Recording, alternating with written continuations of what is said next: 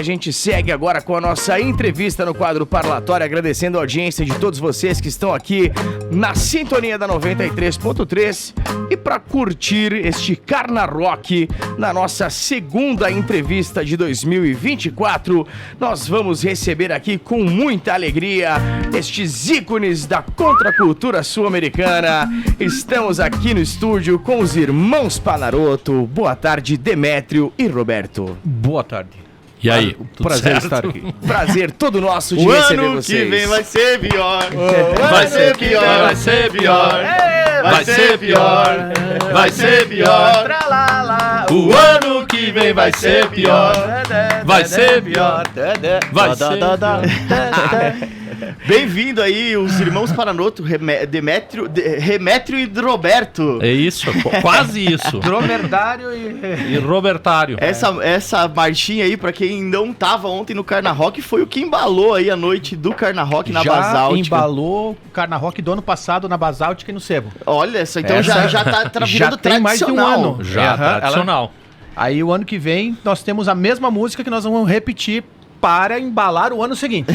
E o nome da música se chama Empurrando Cabariga, né? Sempre pra frente, sempre jogando as coisas ruins pra frente, né? Quando vai ser a gente não sabe. Muito bom. Caras, legal demais ter vocês aqui. Essa entrevista era uma das que a gente já tava pensando desde o começo desse programa, por motivos óbvios. Vocês dois são inspiração pra nós e umas referências também. E pra Coronel Freitas, né? Coronel Freitas mais do que ninguém. Abraço pro pessoal de Coronel Freitas. Eu vou começar contando aqui uma história que vocês talvez não saibam, mas a primeira vez que eu me apresentei na vida em público foi tocando uma música do Repolho na minha escola, a professora Adélia Regis em Coronel, no auditório da escola, numa dessas noites cultural. Foi a primeira vez, eu nem sabia tocar direito. E te botaram de castigo. Mas graças a Deus o Repolho tem umas músicas que é só 2 notas, então eu consegui tocar. O ano mas que vem vai ser pior. Nem a gente consegue tocar direito, imagina.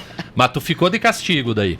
Não, o que salvou, porque a história foi o seguinte, tinha que ensaiar, né? E as músicas do Repolho, complexa como são, eu tive que pegar várias aulas pra ensaiar. Então eu levava os meus amigos. E tu lembra que música que era? Foi o Juvenal. Não, aí são três. Tem outras canções. Isso, tem outra que nem Chapecó. Eu moro na cidade de Chapecó. Aí 2.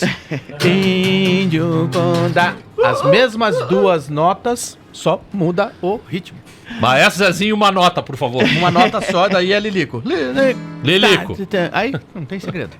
Ô, gurizada, eu queria começar pedindo pra vocês, porque a gente tem uma tradicional pergunta aqui de começo de entrevista, que é: onde é que vocês nasceram? A gente já meio que sabe, mas onde é que vocês estudaram? Eu queria saber como que foi a infância dos irmãos Panaroto aqui em Chapecó. Apesar do sotaque, né, desse sotaque a gente acentua, né, com essa coisa gauchesca, gaúcha, enfim. A gente é nascido em Chapecó, o Demétrio em 69, eu em 72, no Hospital Santo Antônio, que é no centro. Não existe mais. Sim. Mas E aí a gente morava na rua de baixo ali do Desbravador, que é a Rua Comandante Carlos Pinho. É um dos quadrados que ajuda a fazer o X que demarca o centro da cidade.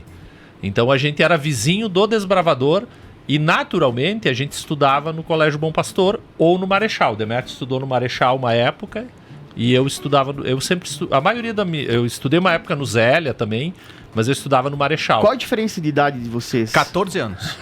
Faço 69 e 72, 3 anos. 3 anos de diferença. 3 anos, o Demétrio é mais velho. Eu queria pedir uma coisa pra vocês também, que eu acho que é interessante. Quando eu fiz o filme lá, eu recuperei algumas imagens e apareceu uma imagem da tua mãe desfilando como Miss Chapecó. Ela foi Miss Chapecó. Vocês já eram nascidos nessa época? Não, ainda? Não. Foi antes? Ela é eleita rainha da primeira EFAP. Ah, rainha da primeira EFAP. Rainha da primeira EFAP. E isso Quando é Chapecó, 67. Quando Chapecó completava 50 anos. Então Isso. se atribui o termo rainha do Ou cinquentenário. Miss Cinquentenário. Era essa a denotação. E de que família que é a mãe de vocês? Porque vocês Poleto. Poleto de Poleto de... Ela vem de Aratiba. Aratiba, e o pai, Erechim. Panaroto, vem de Caxias do Sul. Daí que vem essa referência colona, né? No caso, vem dessa descendência italiana de pai, mãe, parteira, tudo só os gringão italiano. Tanto que uma das coisas que a gente sempre fala é que nas férias a gente não ia pra praia, a gente ia pra Caxias. Aí, em vez de olhar o mar, a gente ia olhar o mar de uva. Sim. Ia ver as velhas fazendo queijo, fazendo vinho, polenta. Essa foi a base da nossa construção genética, física, espiritual. Ó, eu vou... E daí nessa... E o pai, Caetano, morreu em 82 e hoje ele é nome de rua no bairro Santo Antônio. A rua Caetano Roberto Panarotto. Ou seja, eu por tabela sou nome de rua também. Olha só. Pelo tamanho, seria quase uma avenida, né? E Demétrio é verdade. E Demétrio... Mas lógico, você vai e volta, né? Deviam dar ali vou sugerir aqui, ó. Já temos uma ideia pro nome do que fizeram agora ali, extensão da avenida. A via que vai pode ser Demétrio e a que vem Roberto. É verdade. Deixa a gente morrer primeiro. Não falta muito, mas espera morrer, né?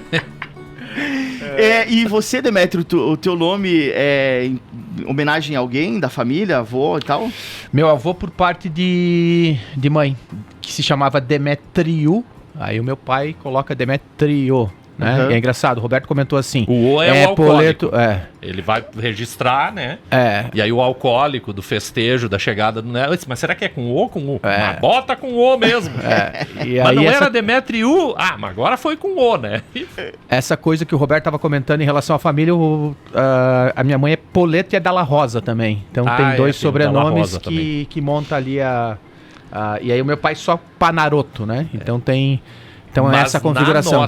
Na tradição do antigamente não registrava o sobrenome da mãe. Então, tanto eu quanto o Demétrio e o irmão mais novo, que a gente tem um irmão mais novo... Como é que é o nome? Ricardo Panarotto, Roberto Panarotto e Demétrio Panarotto. Aí não tem outro nome. Uhum. E é a gente que estraga o sobrenome da família. Quando assume o irmão Panarotto. É verdade, porque toda a família Panarotto em Caxias do Sul é toda ela muito certa. Séria. Perto do Roberto, sérias. Meu Deus do céu. Tem um posto Panarotto, acho que é ali em São Lourenço, né? Várias vezes eu lembro que o pai passava a viajar lá e falava de vocês. Mas será que não é parente lá do posto? Deve ser, mas a gente não conhece. Sabe, essa história, várias pessoas já me contaram isso e já me disseram que perguntaram pros caras, mas a gente não conhece. E tem o Imaral também. Tem o Imaral também. E é posto também. Mas não é posto também.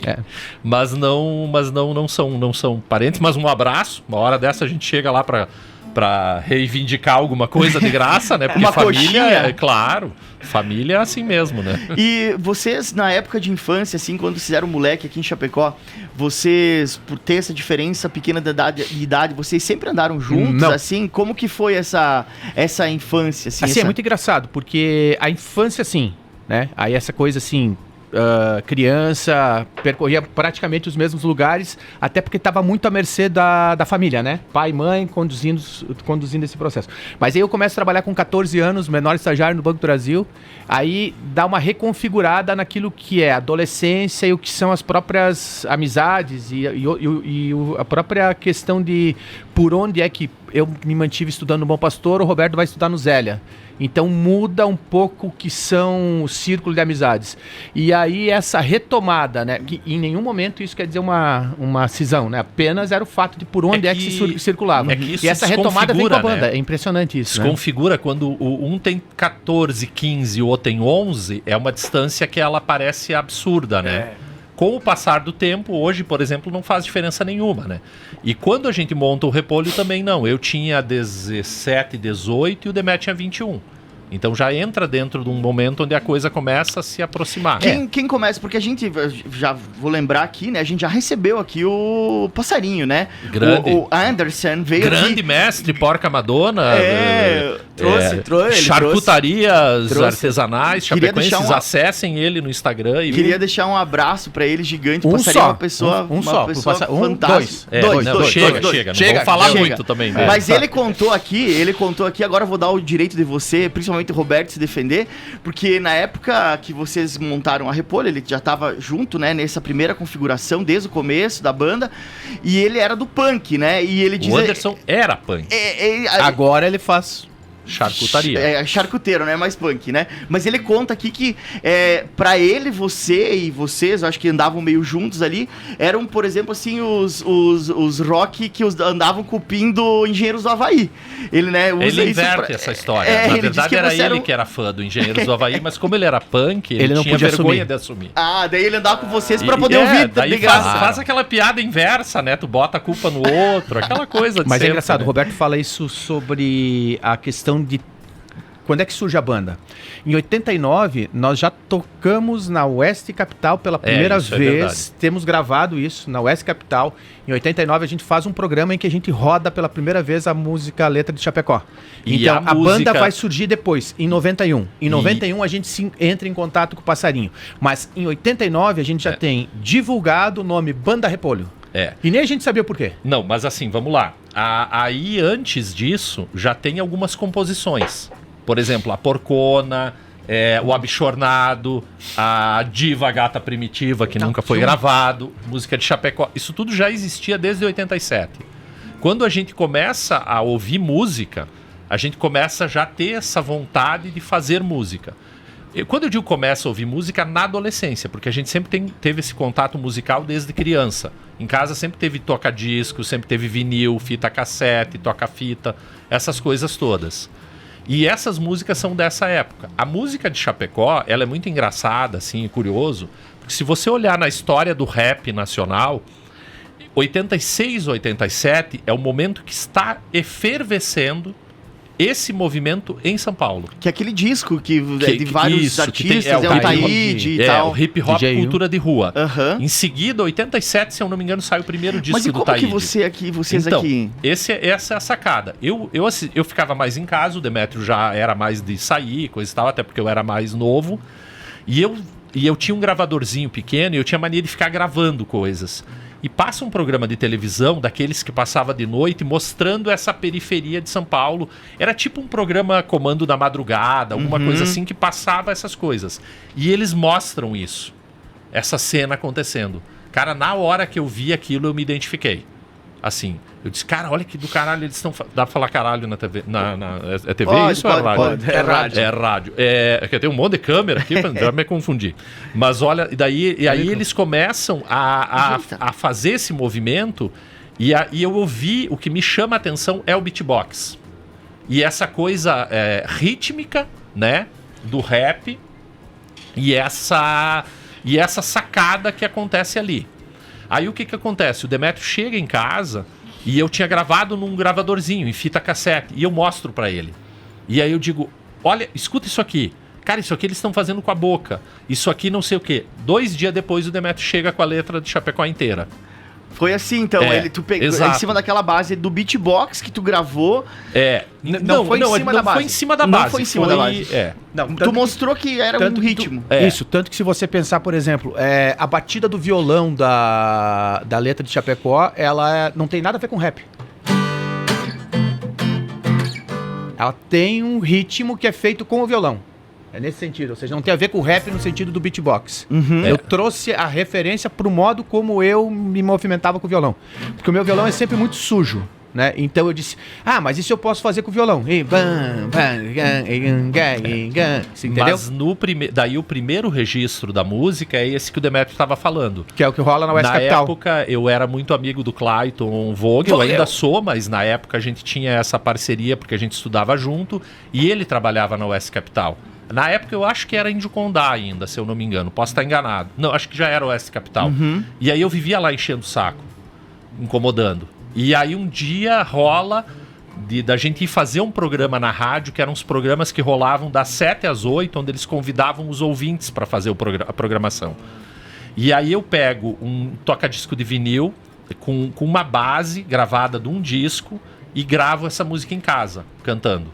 Só cantando em cima. Aí a gente toca na rádio e na época tinha uma banda chamada Aface, que é a banda do Seno. E óbvio que o pessoal chamava de Alface. Aqui, essa coisa do humor chapecoense, ele já tinha. Sim. Né, essas provocação, essas coisas todas que a gente também dá continuidade. Já tinha no Tito Live isso, já Com tinha certeza. Um pouco no Gilmar Guerreiro, no Billy tinha isso. Eles não traziam, o Billy, essa galera não trazia isso musicalmente. Mas enquanto humor, isso existia nos respectivos grupos. E aí a gente vai pra rádio e diz, não é a face, é repolho, e brinca. Quando a gente monta a banda em 91, a gente só resgata isso. E na noite que a gente toca a música de Chapecó, essa com a gravação, com a base, ela tá inclusive no filme, no Queremos Rock, que conta a história da banda Repolho, e aparece um trecho dessa gravação. Eu tenho o áudio inteiro dela. E aí a galera passa a noite inteira ligando pra rádio pedindo a música. Mas não era uma música que ia entrar na programação. Era só para aquele momento. E aí eles relatam isso. Em 91, a gente monta a banda mesmo. E aí começa eu, o Demétrio, o Clodo, o Paulo Moura, o Clodo, né? Sim. Que era dos Loverboys. E era guitarra, baixo, bateria. E o Gustavo de Nadal, que meio que ficava incomodando a gente. Por que vocês não se reúnem? Por que vocês não montam? E aí a gente se junta e faz. No segundo ensaio, o Anderson aparece. E aí ele diz, vamos ensaiar lá em casa que eu tenho bateria e eu toco bateria. E ali surge o Repolho. E o mais engraçado é que tinha o Ata, que tocava o Ata antes. Sex Dance, que era a banda Sex Dance, punk, que era a banda punk dele. hardcore, né? Então ele tocava das 2 às 4.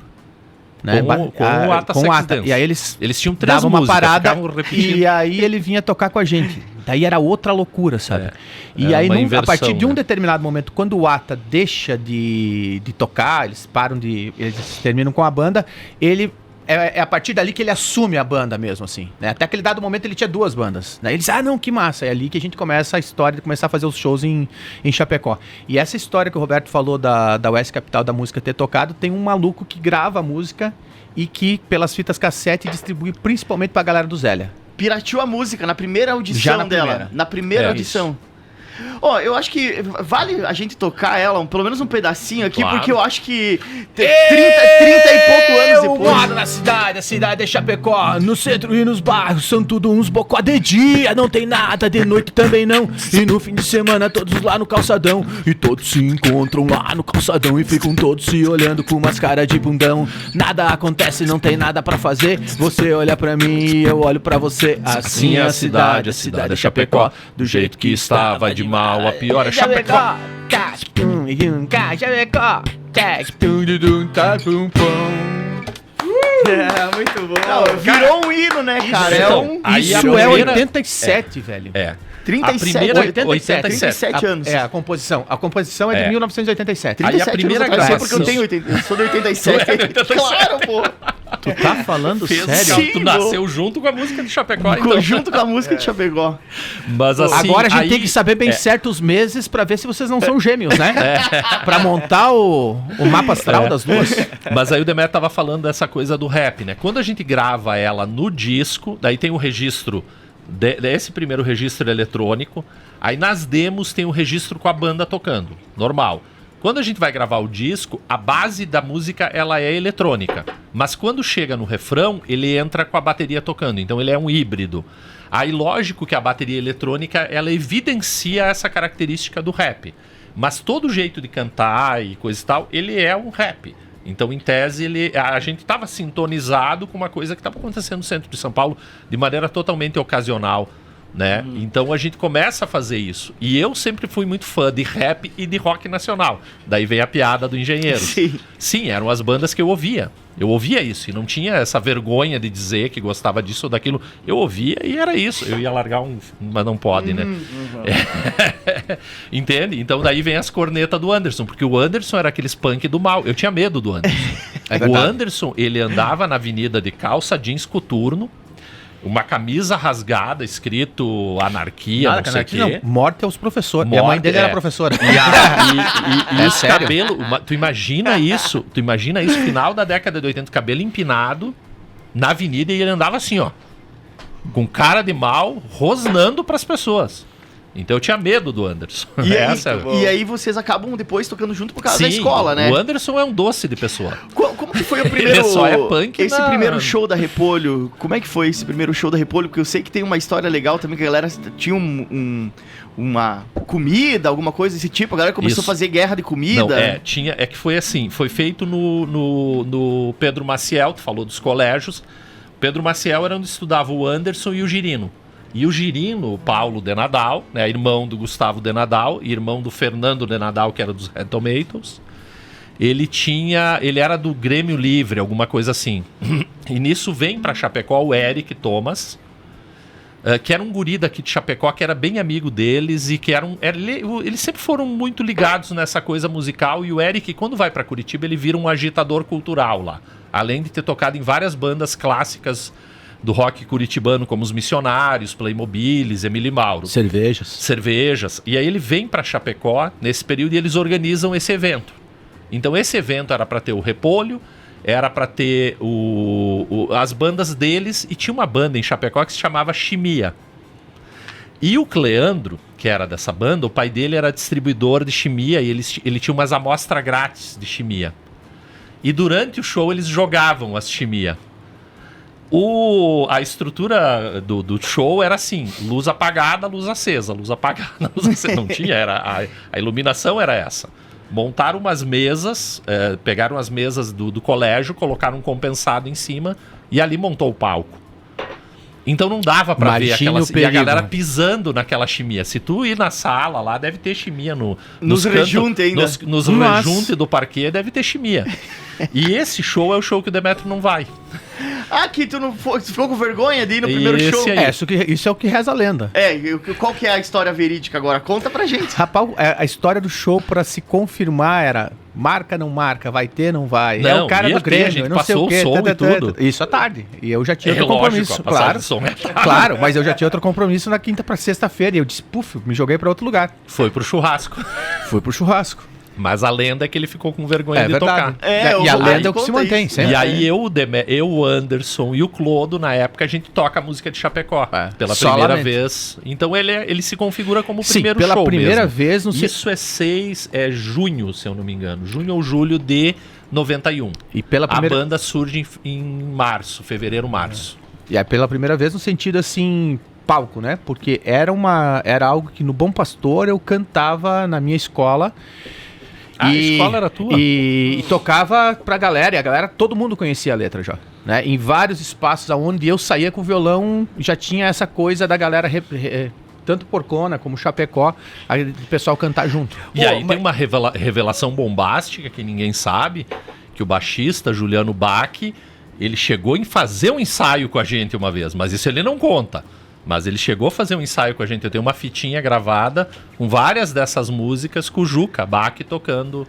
Mas ele não conta porque o Juca, né? O monstro que é o Juca. Botar o Repolho no currículo aí, vai estragar o currículo do cara, mas agora a gente revelou. Notícia bombástica. O Juca, Breaking news. O Juca também um abraço, Juca. Juca tá sempre ouvindo, um abraço pro Juca aí. Tá sempre ouvindo é bom, né? Tá sempre ouvindo a gente. Opa. Ainda bem, né? É que músico, quando vai ficando velho, vai perdendo a audição. É verdade. A gente espera que ele ouça por muito tempo ainda. Isso aí. Mas o Repolho, tem uma coisa do Repolho que eu acho que as músicas são muito visuais, assim, né? Eu consigo ver a música, eu consigo ver os personagens, consigo ver a Porcona chegando, consigo ver o Fusca azul descendo. Eu queria saber onde é que estão esses lugares, sabe? Onde é que vendia o cachorro-quente a R$1, Roberto? No Janga. É pré-Janga. Na época não tinha o Janga. Mas quem que era o Juvenal? Então, vamos lá. Eu, no colégio, voltando à coisa do Bom Pastor, eu começo a fazer teatro com 10, 11 anos. Então essa coisa do teatro, para mim, é um dos meus primeiros contatos com esse universo artístico de maneira prática. Assim, todo ano, a cada evento cultural que tinha no colégio, eu organizava as peças de teatro. E as bandas que eu curtia, em Porto Alegre, coisa e tal, tinham essa característica desses figurinos exagerados, essas coisas meio estapafúrdias, além dos Mutantes. Né? Então, De Fala, a própria Graforreia. Aqui a gente começa a inserir a Graforreia na história. Eram bandas, o Aristóteles e Ananias Júnior, a Smog Fog. Eram bandas que em Porto Alegre elas eram performáticas, muito mais do que musicais. Então eu entro muito com essa coisa desse visual, tanto que o primeiro show mesmo, o segundo show no caso, quando a gente toca mesmo, com a formação já com o Girino, que é no final daquele ano, eu toco com uma fantasia, eles não. Depois isso vai sendo incorporado gradativamente e se torna uma das características da banda. Então esse lado visual, ele vem dali. Mas as letras, elas evocam essas coisas. Porque, por exemplo, a gente brincava isso também. O Anderson vestido de formiga atômica. Olha, eu não sei quem... Olha o Girino fantasiado de bombeiro, que é o Paulo Balanço, né? O Girino é o Paulo Balanço.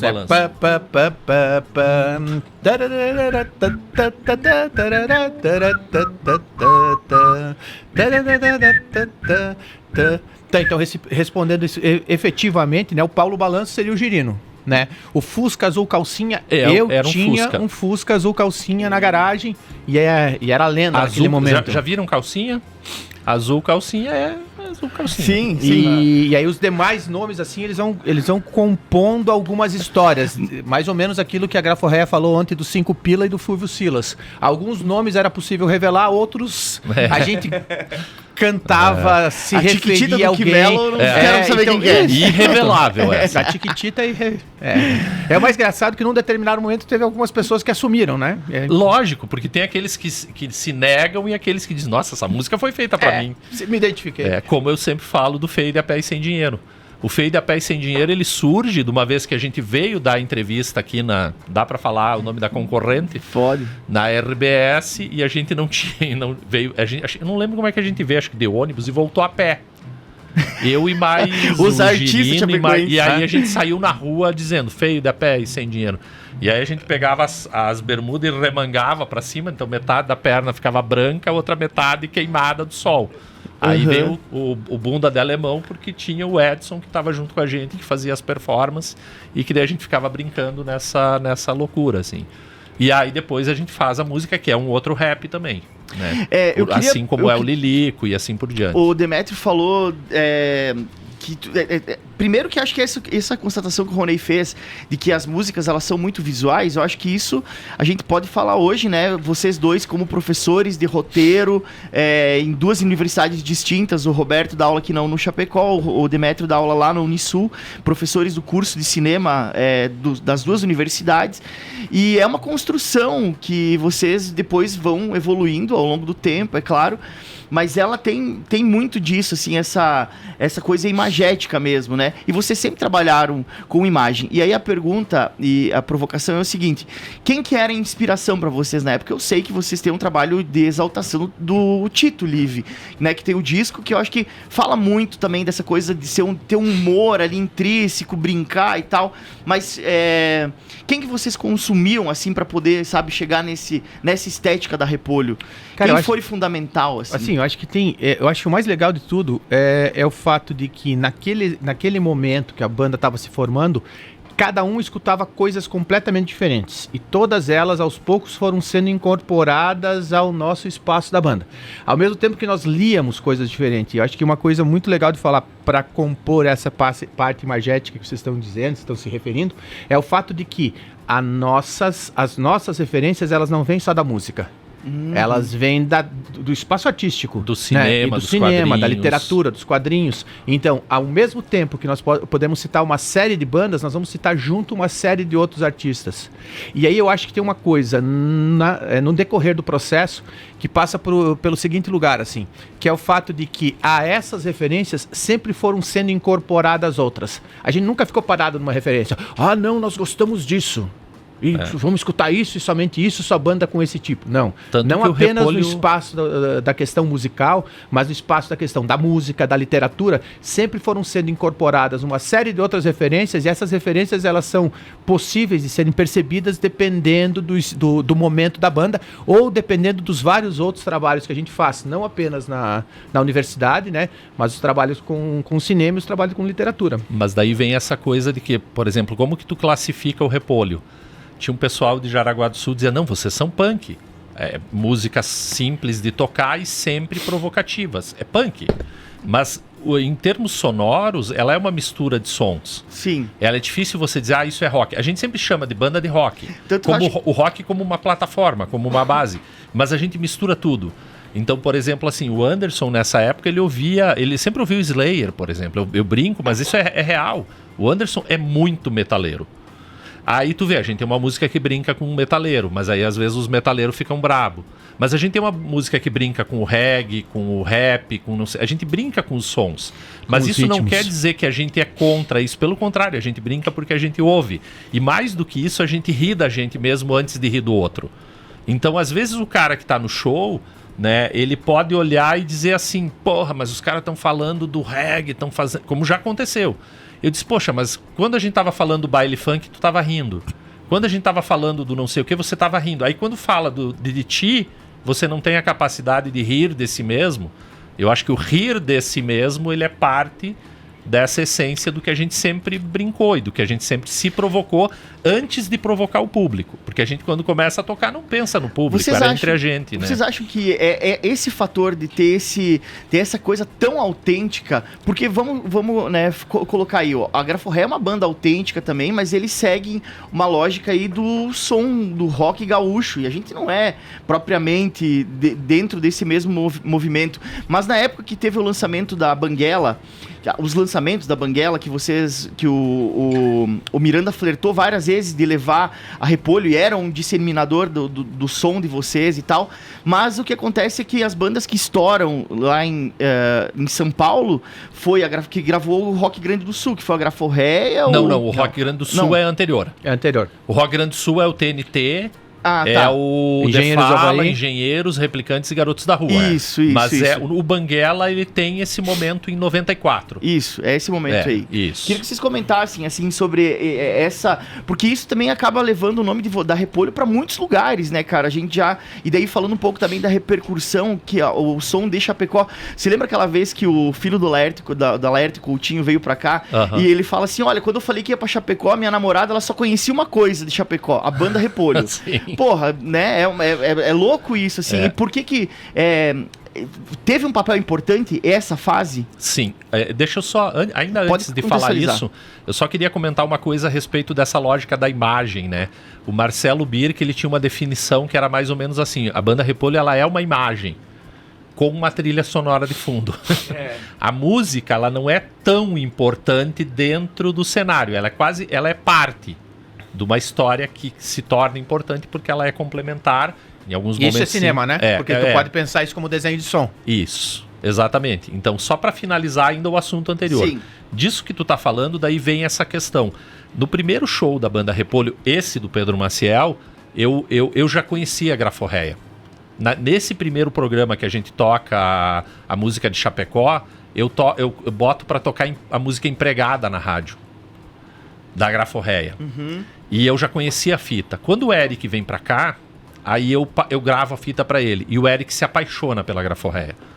O Eric Thomas é um cara que ele é muito importante na história do Repolho. Ele está presente em muitos momentos, como compositor, como um agitador que ajuda a levar a banda pra fora, essas coisas todas. E aí o Eric, ele tem uma paixão que ele diz, montar uma banda estilo Graforréia, que é o Emily Mauro. Tocar num show com a Graforréia, que é o show que a gente faz com eles em 93, que é quando a gente conhece a Graforréia. E tocar com a Graforréia no palco, ser um integrante. E ele realiza tudo isso no aniversário dele de 18 anos, se eu não me engano, em Curitiba, onde ele mobiliza a cidade para fazer um evento, levar o Repolho e a Graforréia para lá. A Graforréia, nessa época, ela já tinha meio que... a Graforréia sempre entra nos hiatos. Esse foi um dos hiatos que a banda não existia. E eu e ele, a gente fica ligando, tentando fazer com que eles voltassem para fazer o show. E eles voltam e é onde a gente conhece eles em 93. Então, esse espírito de divulgação que o Eric tem e que nos conecta e conecta com a Graforréia, etc., é um espírito que muitas pessoas que conheceram o Repolho tinham. A gente sempre fala isso, assim, a gente divulgava, mas as pessoas sempre divulgaram muito mais. As pessoas sempre levaram isso até com certo orgulho, dizer, olha, isso é lá da minha terra. Isso pra gente sempre foi muito sensacional, entender que aquilo que era uma brincadeira nossa, uma piada nossa, contagiava as pessoas a ponto de elas levar pra fora e ter orgulho de que na cidade delas tinha esse tipo de coisa, né? E aí, nessa brincadeira, tem até uma entrevista que eu compartilhei essa semana do Alemão, que eles falam na MTV, naquele Luau MTV, onde o Alemão diz, o Eric, o Roberto, é porque a gente começa a divulgar a Graforréia. por incrível que pareça, essa volta da Graforré, ela começa em Chapecó. Ela tem essa... de ontem também. A de ontem também. E aí, o que acontece? Isso vai se disseminando. O Miranda entra no Banguela e o Miranda, ele saía com a maleta, com as fitas cassete. E o Miranda, ele divulgava tudo, e divulgava o Repolho dentro disso. Isso tá no documentário também. Então, isso tudo começa a tomar uma força. A hora que ele monta o Banguela, aí tem essa característica de que ele seleciona algumas bandas, e o Repolho era uma das bandas que estava ali na história. Como a gente não grava pelo Banguela, o Miranda começa a sugerir a banda e gravadoras começam a entrar em contato com a gente em 94, 95. Mas aí, imagina, a gente manda a fita pra eles. O que os caras vão olhar pra aquilo? Porque uma música era o reggae, daí porcona, daí era tudo muito... Não tinha uma... Como definir, assim, né? Não tinha uma... No show, eu acho que isso passa despercebido. Essa questão. Eu acho e aí que passa tem o show da opinião ele é mais unificado. Exatamente. E aí tem o show... Na fita parece que essa diferença ela acentua, né? Aí tem o show da opinião em 95, 94 e 95, quando a gente que é o lançamento do disco deles, né? Quando a gente toca lá em Porto Alegre, que aí tá o Miranda assistindo. Ali foi um start para ele. Acho que ali foi o start para ele. Não apenas para ele, mas tinha outra galera de Porto Alegre que eu acho que entende a estrutura e o modo como funcionava isso. Palco. A música nesse diálogo com o palco. E aí, por exemplo, essa repercussão, né? Ou seja, considera aí que o Miranda mostrava.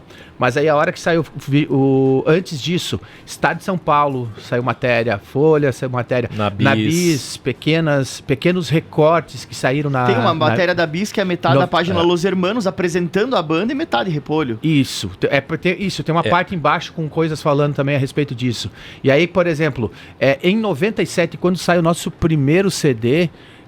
e aí tem as estratégias, né? Porque o primeiro CD foi produzido pelo Birk, e aí o Birk, a gente sentou em Porto Alegre e a gente pegou o endereço das rádios universitárias e comunitárias da Europa e dos Estados Unidos que chegavam para nós, e nós mandamos disco para todos esses lugares. Então tinham rádios dessas...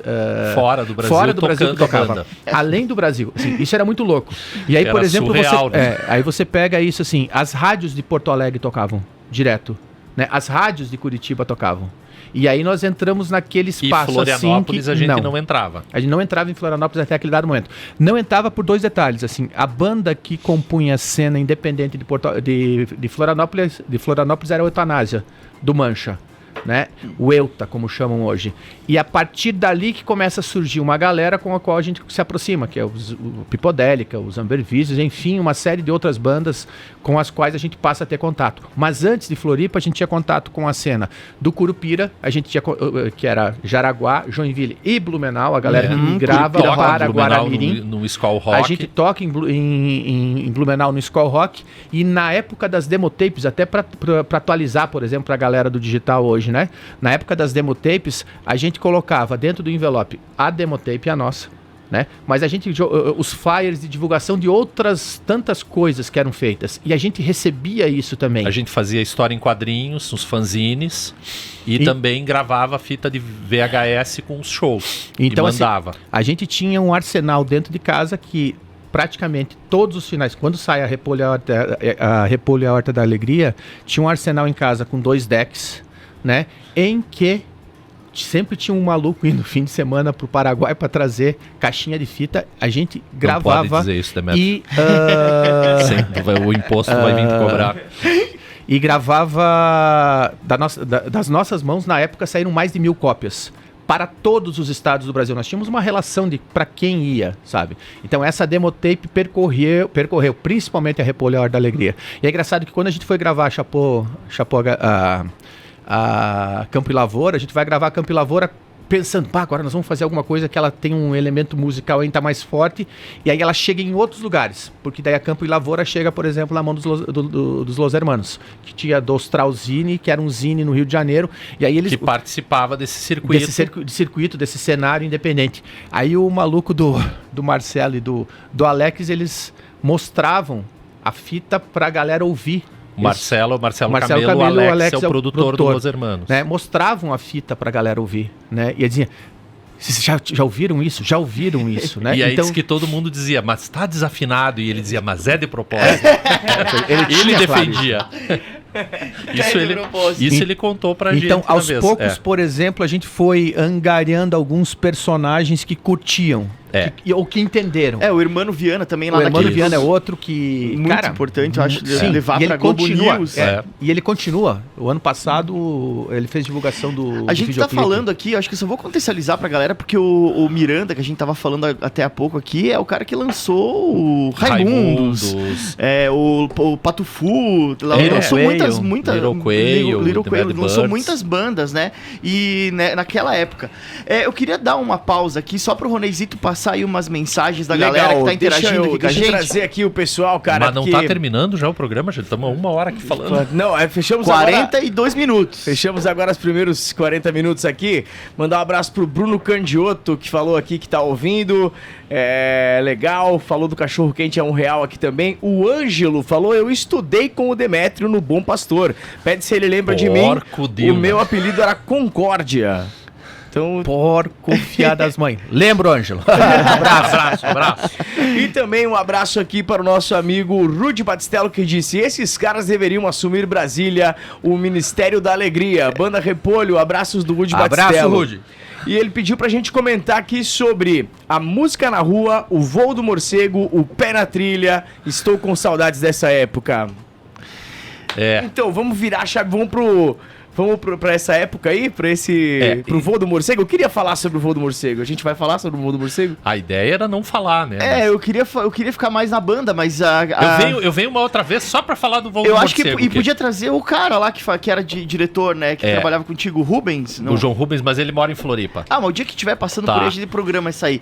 Mas o voo do morcego, ele surge a partir do Repolho. Porque a Skip faz um show com o Repolho.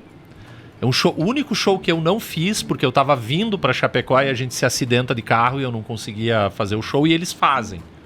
E aí o João Rubens estava organizando, ele veio e convida o Demétrio para apresentar o programa. O Demétrio na época trabalhava no banco e eu tava desempregado. E aí eles, não, mas o Roberto vai. E aí eu entro no programa. É essa a história. Mas tu vê... Show no Caltrim Clube, cara, em função em do 94, Repolho. Lançamento da Repolho, a Horta da Alegria, lotado o evento e o Roberto não conseguiu chegar.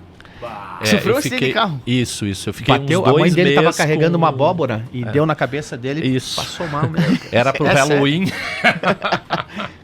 Mas olha só, é verdade. Ela ia fazer doce de abóbora, é sério, essa história da abóbora é sério. Estourou o pneu, o carro capotou e a abóbora saiu pra fora. Ela pensou, o Robertinho! A mãe de vocês não fazia doce de abóbora ali em Coronel? Mas então, claro. Vou fazer tradicional doce de abóbora. Mas assim, então deixamos isso para um outro momento. Eu só queria voltar um pouquinho nessa história da nossa primeira saída de Chapecó. A gente não tinha muita noção de como fazer as coisas. E a gente vai tocar em Curitiba, a gente era literalmente uns colonos andando na cidade grande. Tomando susto de ônibus. E o show, e olhando, e achando tudo bonito, engraçado, e criticando, lógico. Claro. O primeiro show que a gente faz, a gente vai passar o som, todas as músicas a gente passa o som. Quando a gente sobe no palco, na terceira música, um cara grita, mas parem de passar vergonha e vão embora. Eu me viro pro público e digo... Todo mundo agora, vão embora, vão embora. Só vocês agora, só o pessoal da direita, só o pessoal da esquerda. Aquela brincadeira de sempre.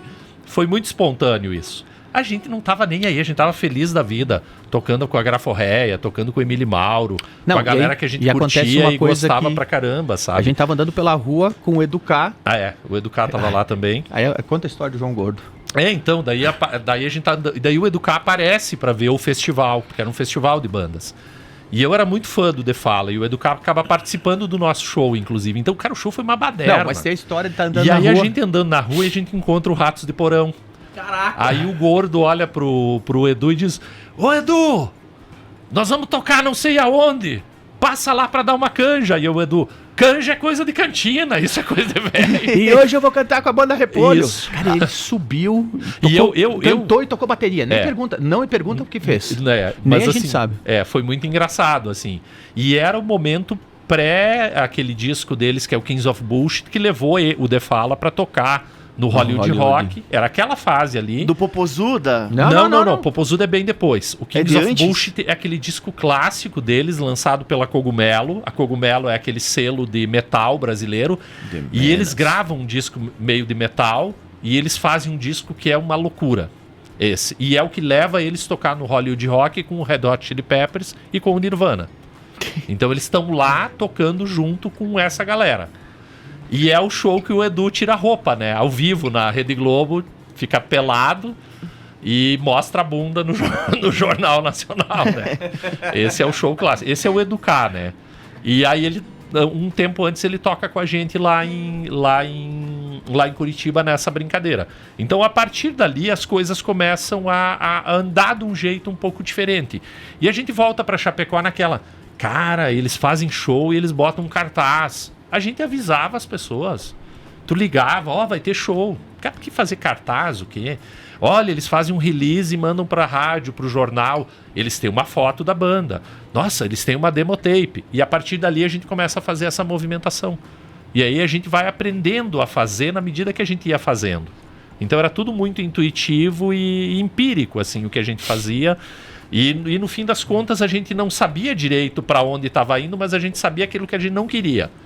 E a proposta da banda sempre foi essa brincadeira, que daí vem do Tito Livre que tu estava falando antes. O Tito Livre a gente ouvia de criança, tinha o disquinho em casa. Mas a gente era metaleiro, ou punk, a gente escutava em 45 rotações. A gente ouvia na rotação errada, mas é muito engraçado. Sim, porque... Vocês ouviam errado. A gente não sabia. Vai, orgulho. Descer estudante. Nossa, era do caralho. Era o Pato Donald cantando, que nem colono. Cara. E aí o Tito Livre, cara, é engraçado pra caramba, né? E ele é irônico pra caramba, ao mesmo tempo que ele é crítico, né? Se tu pega o Memórias de um Certo Louco ali, a música, né? Tem um momento que ele diz assim: por ser acéfalo, tornei-me ictiófago. Sou genicófago, é o que me dizem. Tu ri porque é engraçado, mas o que ele tá dizendo? Não por explica, não ter cérebro, não explica. Fui morar em Florianópolis. Me tornei comedor de peixe. Comedor de peixe é como eles chamavam o pessoal do litoral. O genicófago eu não explico. Que demais isso. Mas já que vocês falaram de outros artistas, né, de Ratos e Porão e tal, eu queria saber uma história do... Ali que tem água. Que tem água filtrada aqui, Demetrio. Fica à vontade, ó.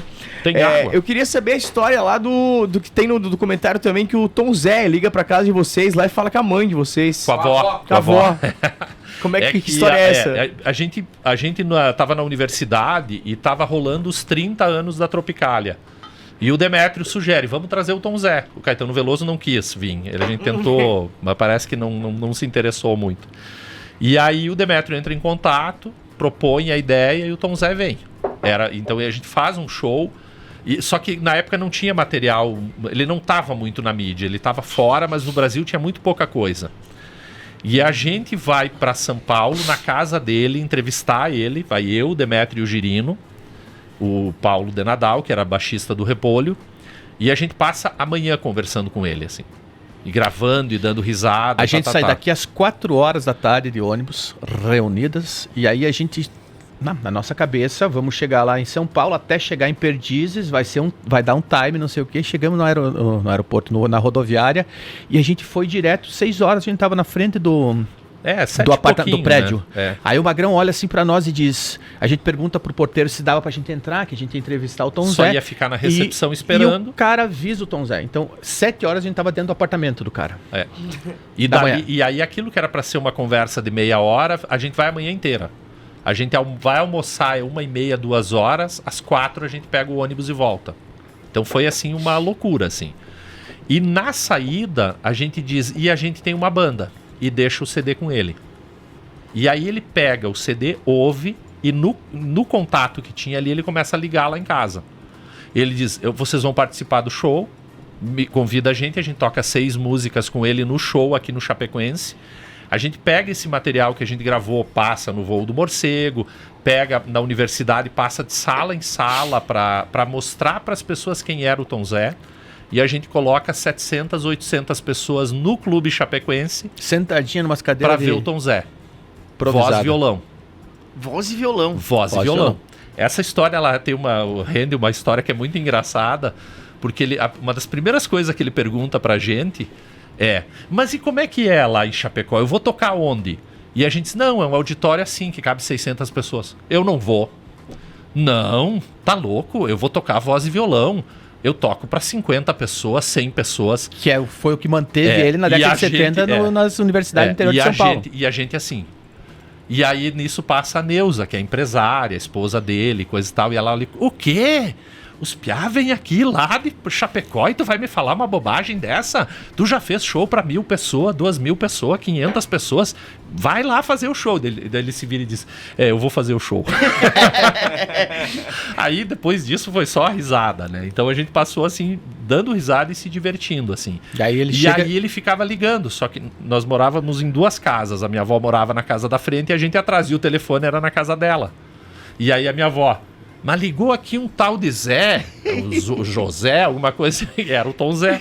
Cara, ela, mas ele é gente fina, mas de onde é que ele é? E eles ficavam conversando 10, 15, 20 minutos no telefone, papeando.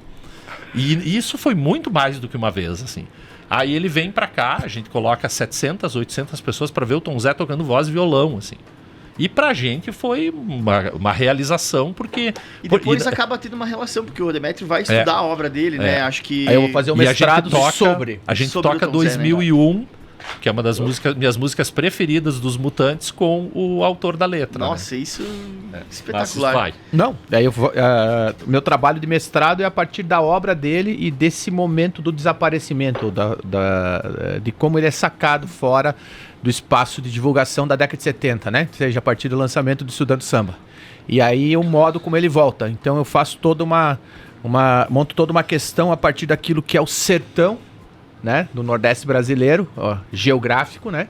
E o modo, por exemplo, como esse sertão vai interferir na questão musical dele, na relação com as vanguardas europeias, porque o Kohlreuter, né? Tava no Brasil na época e o Kohlreuter vai para a Universidade da Bahia e lá Widmer e Smetak, eles montam um tipo de discussão musical que não tinha no Brasil, o eixo Rio-São Paulo. Veja. E a questão do sertão eu vou discutir também no doutorado, a partir do Glauber Rocha, e muito a partir da perspectiva daquilo que é a ideia de sertão que estava aqui na região oeste. Os programas de rádio aqui era Sertão em Festa, o Sertão não sei que já. Sertão, nada a ver com sertanejo.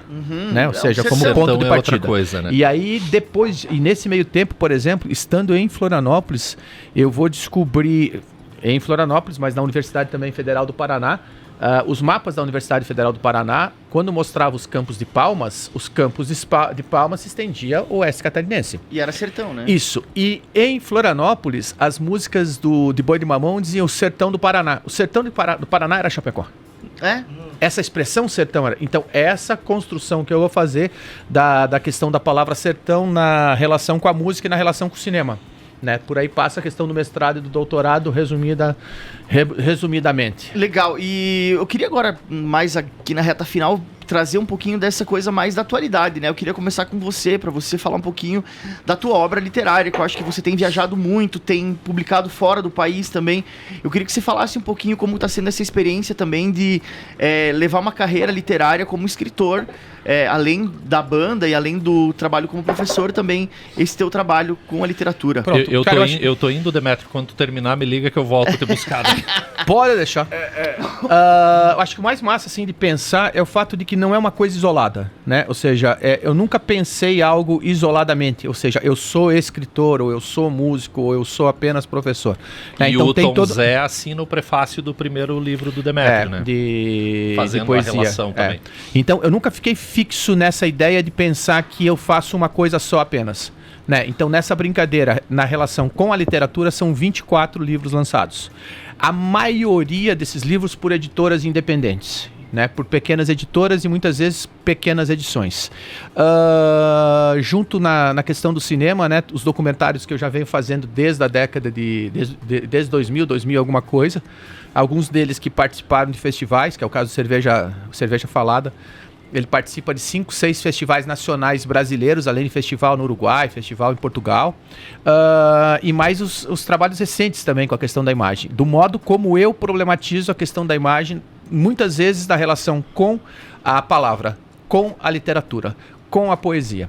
Esses livros, por exemplo, aos poucos eles foram projetando diálogos, porque por eu fazer parte e por eu querer me manter fazendo parte dessa cena independente, essa cena independente na questão da música tá na literatura também, né? Então, os meus espaços de circulação, eles passam por esses lugares. Então, participei nesses últimos anos, assim, de eventos online com o pessoal da Argentina, do Chile, da Venezuela, do México, de Cuba, e aí, por exemplo, presencialmente o Vapoesia na Argentina, e aí o Vapoesia na Argentina, assim, é muito engraçado, porque foram 20 dias, 10 dias em Buenos Aires e outros 7 dias em Mendoza. Voltamos para fazer o encerramento do evento, e a ideia era percorrer a abertura do evento num lugar voltado para a literatura e todo o restante do evento em lugares periféricos da cidade. Então, assim, a gente leu textos em sindicatos, no metrô, penitenciária. E aí vem, por exemplo, a relação com a música, porque na penitenciária em Mendoza, cara, de repente a gente tá dentro, eu, um poeta do Sri Lanka, mais um poeta da Argentina, e a gente tá com 70 detentos na nossa frente, de alta periculosidade, dialogando sobre literatura. E aí, num determinado momento, eu entro com a letra de Chapecó e eu traduzo ela. Eu canto em português e eu traduzo pra eles. Cara, assim, só o fato de eu ter cantado um rap, eles vieram junto. Eles fizeram uma ruideira, assim, que foi sensacional. Isso não tem registro, porque não era possível fazer esse registro fotográfico nem fílmico, enfim. Não podia entrar, né? Eram elementos de alta periculosidade, claro, então não assim. Podia fazer essa. E é muito engraçado, porque na saída desse evento, assim, quando eu levanto, né? Porque tava na finaleira da pandemia, ou enfim, naquele momento, tira a máscara, põe máscara. A gente tava usando máscara. Eu coloquei a máscara, eu me levantei e o pessoal veio na minha direção, assim. E aí teve que causou um certo desconforto ali, deu para perceber. Mas a vontade única era de dar um cumprimento, dar um soquinho, dizer, oi, massa, legal, puta, que massa, sabe? Pô, aquilo que tu leu, isso, aquilo, né? E nessa brincadeira, por exemplo, eu levei um livro para a Argentina, que foi um livro que tinha uma quantidade X de poemas já traduzidos para o espanhol, que eu fiz circular nesse espaço. E o mais legal foi perceber que eu lendo em espanhol, a gag, essa piada, alguns elementos risíveis que estão também no modo como eu escrevo o texto literário, eles entendiam. Cara, isso foi sensacional. Depois disso ainda vem os lançamentos em Lisboa, né? Ou seja, tem um livro que saiu ano passado lá, que se chama, o ano retrasado ainda, que se chama Sem Ensaio, né? Que aí é um livro de piada de português, né? Não pode. Não, mas tem uma brincadeira, tem uma sacada massa que foi o editor, ele olha assim, apresenta tua poesia como se tu estivesse apresentando para a cultura portuguesa, né? E eu monto o livro em 4 partes, do sertão ao litoral, do litoral ao mar, e a última parte são os apêndices com 3 poemas em espanhol. É como se voltasse, né, às origens dessa coisa, Portugal e Espanha sem definição de território. E aí tem uma série nos textos de provocação, né, de provocações, que é o modo como eu trabalho com a palavra no papel. Ela é muito provocadora, no sentido assim, de tocar em alguns assuntos que me interessam. E o próximo que eu tenho lá, que está na Berlinda para sair, é o Carta a Horácio, né? Horácio, aí o poeta latino, 2000 anos atrás, na época ele escreve uma carta para uma comunidade que morava numa região de Portugal. Essa comunidade ela foi destruída pelos visigodos. Eu fui visitar o espaço onde só tem as ruínas e eu vou escrever uma carta para o Horácio. Legal. Respondendo ele. Né? Então, eu estou sempre atuando nesse espaço dessa relação da palavra, né? Então, continuo compondo o tempo todo. Aí vocês podem perceber isso pelas músicas dos Irmãos Panarotto, né? Ou outras coisas que vão saindo. Mas também fazendo literatura e fazendo música. Então, agora tem um livro para sair com o Fernando Bopré aqui, da Humana Sebo, que está na brincadeira para sair esse ano. Tem a festa literária que vai acontecer em começo de julho. Nós vamos estar lá, vamos fazer show com os Irmãos Panarotto, né? Tem um outro livro que está para sair por uma editora do Paraná. Já está todo ele montado. O nome do livro se chama Olhos. Vem com com uma pegada e com uma parceria com a Helena Barbagelata, de algumas imagens que a gente produziu junto. A Helena, a gente fez alguns filmes juntos também. E tem o Navalha que eu lancei no final do ano passado. Foram 200 cópias. A gente fez 14 lançamentos entre o litoral de Santa Catarina e o Rio Grande do Sul, turnê, sabe? Sabe? Lançando, bora, aqui, ali, não sei o quê. Se esgotou e a gente não teve tempo de fazer ainda a segunda impressão, né? E vai ser feito isso agora. Para quem quer conhecer a tua obra, ter acesso ao teu material, que Chapecó provavelmente deve ter na Humana para vender, Tem né? na Humana. Tem na Humana. Então vai encontrar na Humana. E ou entrar em contato, redes sociais. Redes sociais também você Facebook e Instagram. Facebook e Instagram. E aí mas se você digitar, por exemplo, tem Wikipédia, e aí se encontra muita coisa disponível na internet, no sentido das coisas que eu vou publicando em sites, em blogs, e o pessoal vai convidando e publica aqui, publica ali, vai publicando em vários lugares. E tem uma outra coisa assim recente que estamos em finalização de conversa, que tem alguns poemas sendo traduzidos para o russo. Né? Olha só. E é muito engraçado, que é um livro que eu escrevi em espanhol que não foi publicado. Não foi publicado, é só o PDF que circula nesse espaço de língua espanhola, e dali ele vai parar para uma tradução na Rússia. E é muito engraçado isso, ou seja, porque os poemas em português, sim, traduzidos para o italiano, para o espanhol, para o francês e para o inglês, né? Mas você ter um escrito em espanhol traduzido para o russo, na minha cabeça, é uma outra loucura, né? De entendimento da questão da palavra, por onde vai, sabe? Legal demais. Queria agora passar para o Roberto aí um pouquinho. Queria saber sobre um projeto específico que você tem trabalhado também, que a gente tem conversado, que é o filme do Júpiter, que você está trabalhando com o pessoal de Porto Alegre, né? Eu acho que tem algum outro trabalho também aí que está em andamento. Pode contar para nós. Sim. Não, é legal. Toda essa questão da literatura é engraçado, porque a gente faz letras junto, né? Eu e o Demetrio. A gente estuda junto, se forma os dois em letras. Eu vou por um caminho, ele vai pelo outro caminho. Assim, eu sempre escrevi, mas as minhas publicações elas não aparecem. Sim. Né? Mas eu acabo indo muito para o cinema, onde eu acho que eu me entendo melhor na hora de traduzir os textos ou as coisas que eu escrevo em imagens, assim. Então,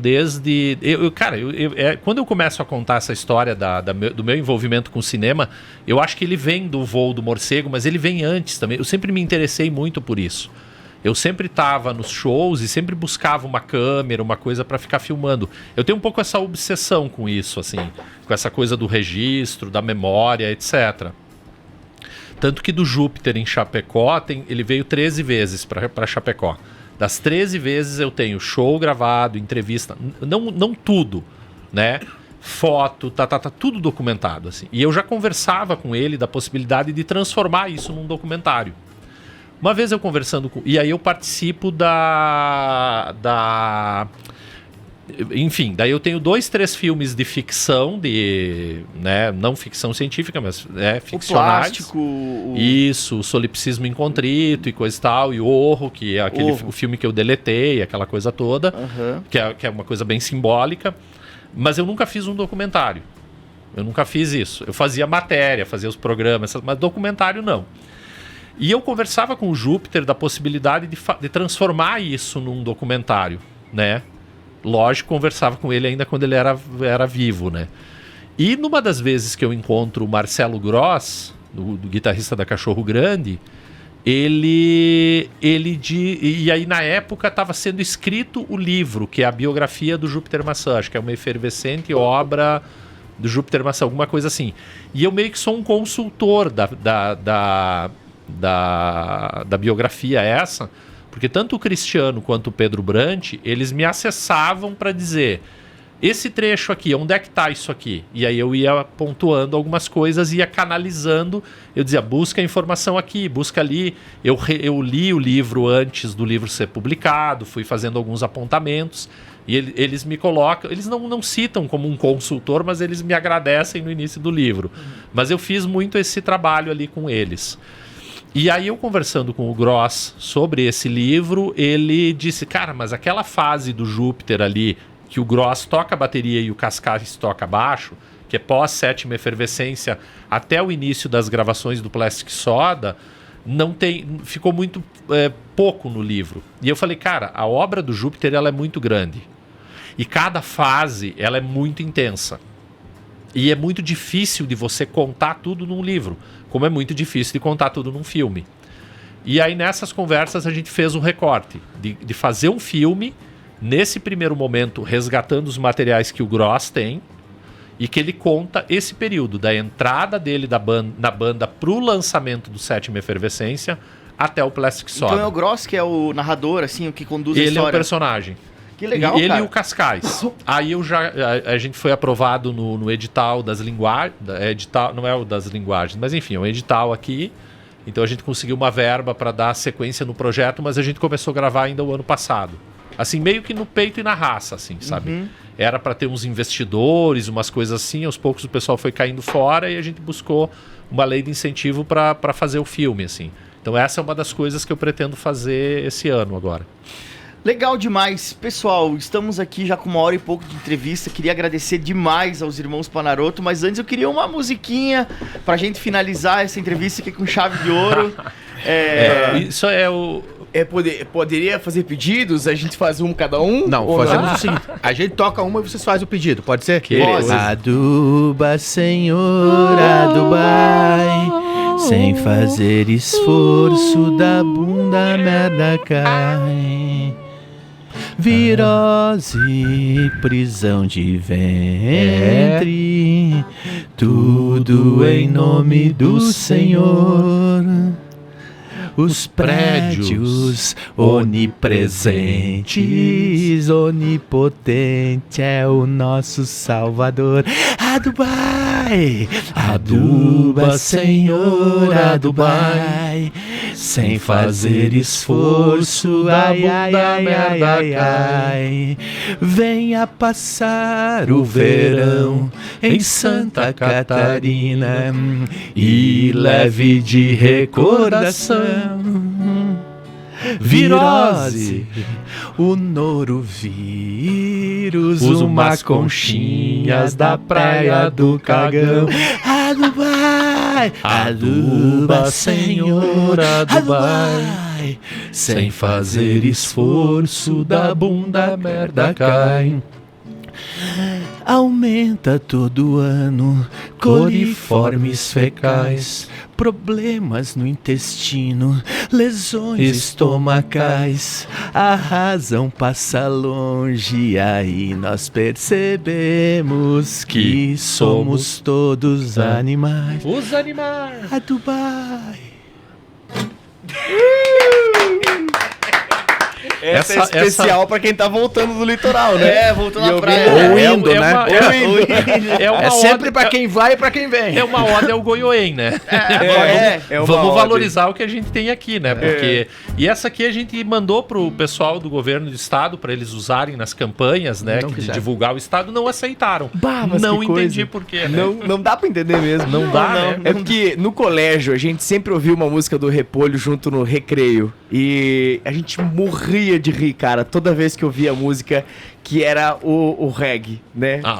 Porque é muito boa.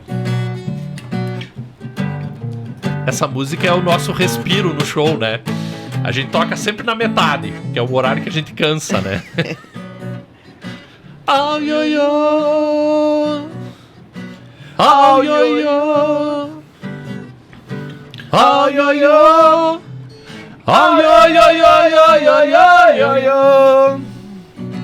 A minha mãe tem um pé de capoeira. A minha mãe tem um pé de aroeira e quer que eu regue todo dia, yo, yo, yo, yo, yo.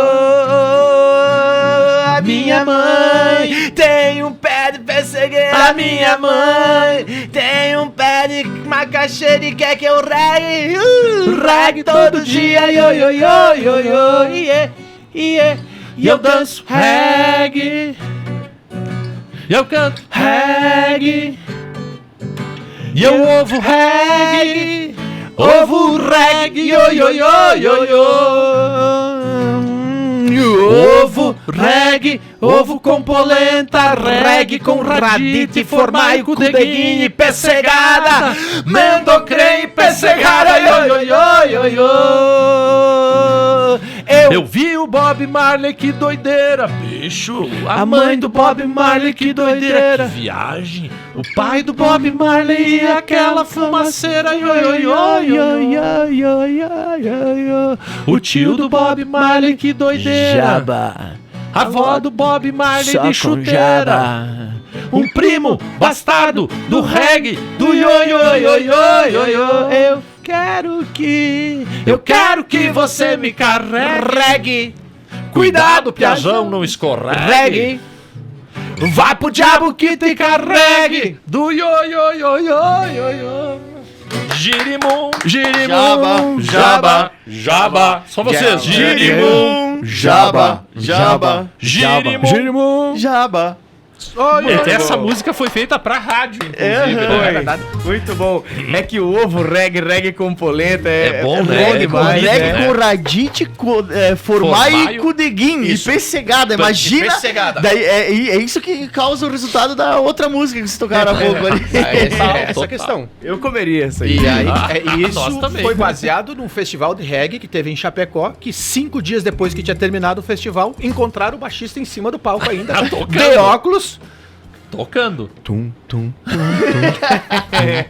Aí, Tá passando o filme do Bob Marley no cinema, né? Amanhã estreia. Amanhã? Amanhã estreia. Olha aí, ó, que vamos conta lá, a Piazada. história desse baixista, né? Isso. Baixista. Que era a Bíblia do Legal. Bebeludo. Era isso, então. Muito Não, obrigado. peraí. Pô, claro. O Joel, O Joel não pediu. Ah, minha música.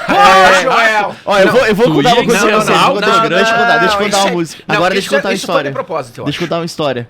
Não, já chega de treta. Chega de treta, porque ontem o Roberto já semeou a discórdia. A semente da Vamos pra maldade. Concórdia Vou, recuperar a vou discórdia. aproveitar aqui e dar uma oportunidade de você agora fazer um comentário sobre o Variantes. O Porque que eu falei que o variante sem o Fátio não é o É, variante. mas eu tenho uma pergunta É um aqui, ó. carro O William. reformado pelo Luciano Huck. Foi isso. Um carro, é isso que tu falou, um carro reformado pelo Luciano Huck, cara. No, como é que é? No Lata Velha. No Lata Velha. É, Mas isso o aí. William Mas tinha não mandado tô uma dizendo que mensagem é bom, aqui, mandado ruim, um abraço melhor pra ou vocês. pior, né? Não foi essa a brincadeira. Mas fala. Desculpa, Não, te cortei. eu acho que eu vou fazer um pedido da música, mas eu vou explicar por Tu que quer que a dessa gente música. toque uma dos variantes, é isso? É isso. Não, é brincadeira. A questão é o seguinte, ó, tem uma... Você lembra do tempo do Mirk, né? Que a galera entrava no Mirk e tinha o nickname, né? Você sabe como é que era o meu nickname? Era Lover Caos. Olha O meu ali, ó. continua sendo. Então, por favor, né, cara, toquem Lover Caos pra mim aí. Como é que nós vamos tocar Lover Caos? Viu? Provoca agora, quero ver tu cantar essa música. Nem lembra mais.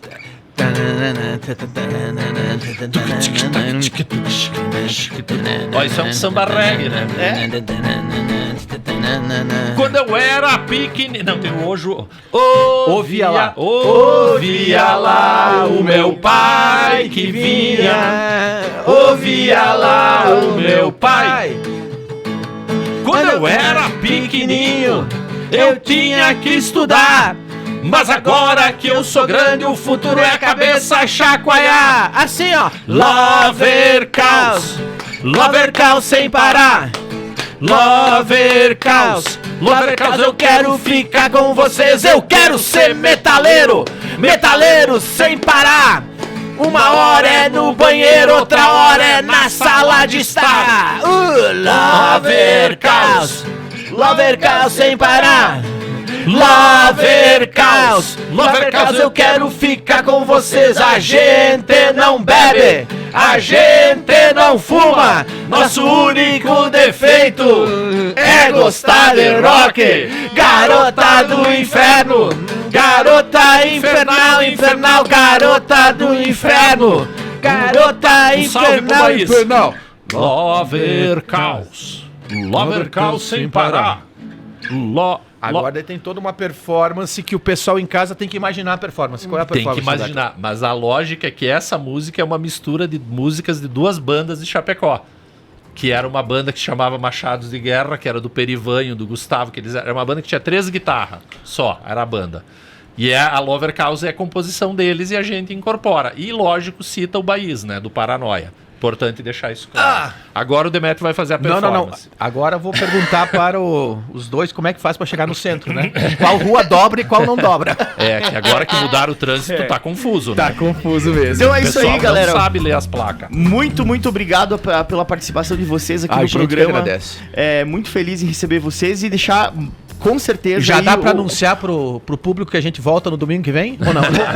Vamos fazer um quadro fixo aqui, mas eu quero deixar aberto aqui até mesmo o Roberto, quando a gente tivesse a oportunidade de falar sobre o voo do morcego. Sim. Muita gente pergunta, quer saber dos pés na trilha, como é que era fazer. Só contar as mentiras do voo do morcego. Podia trazer a menina que fazia contigo também, a Anne. A Anne. Ou a Punch também. A Punch. Podia trazer essa galera e fazer um programa especial do voo do morcego. Olha ali. E, Demetrio, os teus lançamentos, teus livros, teus projetos também. Eu vou vir lançar livro aqui. Estamos com o microfone aberto, disponível para você vir falar. Eu gostaria de deixar só um reforço aqui, né? Que é a vinda reforço do Demetrio. Isso é importante também. Não, cara, quase não. O Demetrio tá aqui em função do Carna Rock, né? A gente acabou não falando muito nisso, mas o Josué é uma pessoa bem importante nessa movimentação que vem acontecendo desde o ano passado. É muito iniciativa dele, do Diogo, do Sebo também, mas o Josué é o que puxa essas coisas, né? Ele que banca e diz, vamos fazer e vamos lá, e muito do que aconteceu ontem no Carna Rock, né? Que foi a primeira noite, sexta teve uma abertura, né? Se dá em função dessa iniciativa dele ali com a Basáltica, essa parceria que eles fazem com o Sebo, e é muito interessante porque ontem deu para perceber que as coisas estão se consolidando nesse carnaval roqueiro da cidade de Chapecó. Isso é muito legal, porque tu vê, Chapecó não tem carnaval. E o que tem é um espaço onde... Quer dizer, não tem modo de dizer, né? Mas assim, é um espaço onde cada um faz a galera o seu. Que curte o rock vai ter um espaço para sempre curtir, etc. E tem mais uma noite, né? Amanhã. Com o Duda Calvin e os Dogs in Burns também estarão tocando lá amanhã. Isso é muito legal de reforçar isso que o Roberto fez agora e dá importância pra gente já pensar que o ano que vem pode ter outro, sabe? E que vai ser pior. Vai ser pior. O ano que vem vai ser pior. O ano que vem vai ser pior. Vai ser pior. Vai ser pior. O ano que vem vai ser pior. Vai ser pior. Valeu, galera. Valeu. Obrigado. Aqui no nosso programa no nosso programa Liquidificador. Joel, a gente vai passar a régua por aqui, né? Acabou o nosso programa, vamos despedir de você também, cara. E o nosso ganhador do whisky de hoje foi Gianfrancesco Negri. Meus parabéns. É só passar no Super Civial e retirar o seu whisky Jack Daniels. Joel, valeu? Valeu, cara. Valeu aí. Boa semana pra todo mundo. Ficamos por aí com essa entrevista incrível. Obrigado aí pra todo mundo que mandou mensagem, todo mundo que compartilhou. É isso aí. Semana que vem estaremos aqui de volta com o nosso programa e com o quadro parlatório. Semana que vem vai ser pior. Telefone.